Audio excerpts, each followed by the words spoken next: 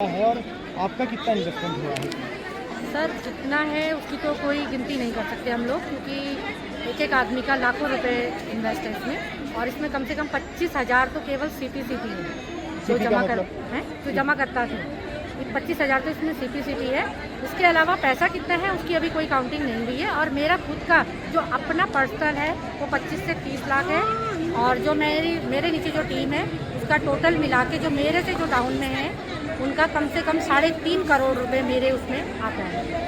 और अभी तक हम लोग सोच रहे थे कि शायद पैसा ऊपर से आएगा, लेकिन अभी तक हमें कोई ऐसा वो नहीं मिला है कि भाई हमारा पैसा आए। तो आज हमें धरना प्रदर्शन यहाँ करना पड़ा। किस ऑफिस से जुड़े हैं आप यहाँ पर? ऑफिस तो सर पहले ये ऋषिकेश ब्रांच है, ऋषिकेश ब्रांच है। पहले से ही हम लोग वहीं जमा करते हैं। तो कहाँ पर है?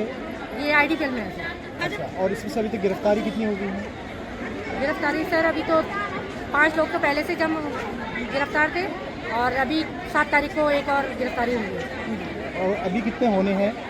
अभी सर देखो जिन ने घोटाले किए होंगे तो हो सकता है 10-11 भी हो सकते हैं, 20-25 भी हो सकते हैं। इसके लिए हम कुछ नहीं कर सकते। लगभग कितना का घोटाला होगा? लगभग मोटा सर इतना आइडिया तो नहीं है। करोड़ों में है? करोड़ों में है। हाँ। तो ये लोग कितना मतलब परसेंट प्रॉफिट के लिए बोलते थे जो मिलेगा करके आपको? जैसे आपने 2,000 रुपये जमा कराए तो कितना मिला, कितने साल के लिए? सर उसमें अलग अलग स्कीमें थी। ऐसा कुछ नहीं था कि मतलब 5 साल के लिए करना है। 1 साल की भी थी, 3 साल की भी थी, 5 साल की भी थी, 7 साल की भी थी। तो जिसको जो पसंद आता, जिसको अपना प्रॉफिट अच्छा दिखता था तो उसमें ही मतलब कस्टमर इन्वेस्ट करता था। कितने साल से काम कर रही थी यहाँ? मेरे को तो सर 10 साल हो गए हैं। मेरे को 10 साल हो गए हैं, लेकिन ये 2012 से रजिस्टर्ड है। लेकिन 2014-15 से मैंने भी मतलब मुझे मेरी नॉलेज में 14-15 से है। Thank you. मनोज कंडारी जी। कंडारी जी, कितना पैसा इन्वेस्ट आपने किया था और आज आप धरना प्रदर्शन करते हैं, क्या डिमांड करेंगे? और सर मैं इसमें करीबन 4 साल पहले इसके जुड़ा था। और यहाँ जो आज हमने धरना प्रदर्शन किया उसके पीछे कारण ये है कि यहाँ हम लोगों का खुद का निवेशकों का कई लोगों का यहाँ पैसा फंसा हुआ है। खासकर पहले तो उसकी उम्मीद थी कि पैसा मिलेगा, लेकिन हमारी जब से बंद है तब से उम्मीद अभी तक लगभग ख़त्म हो चुकी है कि पैसा हमको मिलेगा। अब मेन कारण क्या है कि आज जो यहाँ पर धरना प्रदर्शन जो हम लोग कर रहे हैं उसके पीछे मेन लॉजिक ये है कि हमको जानना है कि ये जो पैसा है ये कहाँ से गड़बड़ हुआ है। ये वाकई में सरकार के पास गया है, वहाँ से भी लोग को नहीं मिला, या फिर वाकई में क्योंकि बीच में पैसा जो हम लोग के थ्रू गया है वो आपका मतलब हम लोग के थ्रू जो पैसा गया हमको हमारे पास क्यों नहीं पहुँच पाया अगर सरकार के पास गया है। तो धरना प्रदर्शन का मेन कारण यही था कि एक सब लोग यहाँ पर आएँ और एक मंच के माध्यम से हम अपनी आवाज़ आगे रखें और सरकार को पता चलना चाहिए कि वाकई में हो क्या रहा है। अगर मैं इस सोसाइटी की बात करूँ, इसको चलते चलते इस सोसाइटी को 12 साल हो गए और ये सोसाइटी चली बहुत पुरानी सोसाइटी है और इसे हम सेमी गवर्नमेंट बोल सकते हैं, क्योंकि इस सोसाइटी में सबसे बड़ा रूल क्या था कि एक जो गवर्नमेंट एम्प्लॉई है वो यहाँ प्रमोटर नहीं बन सकता है। वो पैसा तो निवेश कर सकता है लेकिन वो काम नहीं कर सकता। तो इसलिए लोगों को बहुत ज़्यादा विश्वास था, लोगों ने बढ़ चढ़ के इसमें कितने काम किया, काफ़ी बड़े बड़े इन्वेस्टमेंट करवाए, अपने भी करे और करवाए। अब दिक्कत यहाँ पर आई कि जब यहाँ सब कुछ चल रहा था, मेंबर इसमें पैसा लगा रहा था, प्रमोटर उससे पैसा ले रहा था, लोगों ने सुविधा सेंटर खोले। अब मेंबर ने भी एक फ़ीस दी मेंबर बनने के लिए, प्रमोटर ने भी जिसको हम एजेंट बोलते हैं उससे एक फ़ीस दी और प्रमोटर बनने के लिए किसी को यहाँ जोर जबरदस्ती करके नहीं लेके आया। उसके बाद जो सुविधा सेंटर खुले, सुविधा सेंटर जो खुले तो उसमें भी सुविधा सेंटर को 2-2 लाख रुपए की सिक्योरिटी जमा करनी पड़ी। और ये जो आज देखिए ना, जो आज किस तरह है, जो आज का समय है, दिक्कत खासकर इन 3 लोगों को है। मेंबर को दिक्कत है, आपका CPs को दिक्कत है जिनको प्रमोटर बोलते हैं, और सुविधा सेंटर वालों को दिक्कत है। अब बताइए जो मेंबर ने पैसा लगाया वो किसके पास है लेने के लिए? अगर वो भाई तो CP के पास जाता है, CP के पास तो पैसा है नहीं क्योंकि उसने मेंबर से पैसा लिया उसको आगे दे दिया।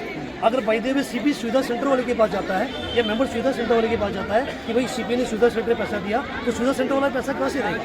क्योंकि पैसा आगे गया है ना सर। और अभी खासकर एक हमारी कुछ दिन पहले गिरफ्तारी हुई जो उत्तराखंड से पैसा लेके जाता था। और खासकर ये सोसाइटी किसी की बखूती नहीं है, इसका कोई यहाँ मालिक नहीं है। मालिक मिल गया तो सोसाइटी डायरेक्टर के माध्यम से चलती थी। हमारे उत्तराखंड में कोई यहाँ डायरेक्टर थे सोसाइटी के, और डायरेक्टर सब कुछ इसका संचालन करते थे। लेकिन बस गलती यहाँ पर ये हुई कि जो सोसाइटी चल रही थी उत्तराखंड के अंदर 2023 में जब इसकी एनओसी खत्म हुई तो उसको रिन्यू हो जाना चाहिए था। तो वो जो हमारे डायरेक्टर हैं उनका ये फॉल्ट था कि उन्होंने इस चीज़ के बारे में ना तो जानकारी ली, ना तो जानकारी हमारे साथ किसी शेयर करी। अगर ये जानकारी हमको दे दी जाती और या उस जानकारी को ले लेते तो आज ये सब जो हो रहा है सब नहीं होता। इतना बड़ा घोटाला कि पुलिस के मार्फत या फिर ये ना कहे, आपको नहीं लगता कि ईडी या इस तरह की एजेंसी को इसको जांच करे?